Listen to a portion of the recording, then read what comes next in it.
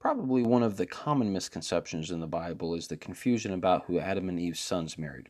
Now, of course, to start with, the Bible introduces Adam and Eve's first two sons, Cain and Abel. Now, of course, Cain killed Abel, but the story continues after that because then Adam and Eve had another son whose name was Seth. Genesis 5, verses 3 through 4 says, And Adam lived 130 years and begat a son in his own likeness, after his image, and called his name Seth. And the days of Adam after he begat Seth were 800 years, and he begat sons and daughters.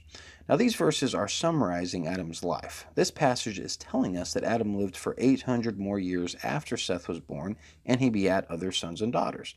So, based on this, it's pretty clear that Seth and Cain probably married one of their sisters. Now, keep in mind things were a little different at this time because this was before the flood, and people were living to be 900 plus years old. So I think it's fair to say that Adam and Eve probably had a lot of sons and daughters. So people having mates would not have been an issue. But then the question that's asked is, wouldn't this have been incest? And of course the answer to that is no. It wasn't forbidden for brothers and sisters to marry until the Mosaic Law was given, which didn't happen until much later. And also at this time, the bloodlines would have been pure, so there wouldn't have been any kind of genetic issues. This is the way that God chose to populate the earth. Acts chapter 17, verse 26 says, And hath made of one blood all nations for men to dwell on all the face of the earth, and hath determined the times before appointed, and the bounds of their habitation.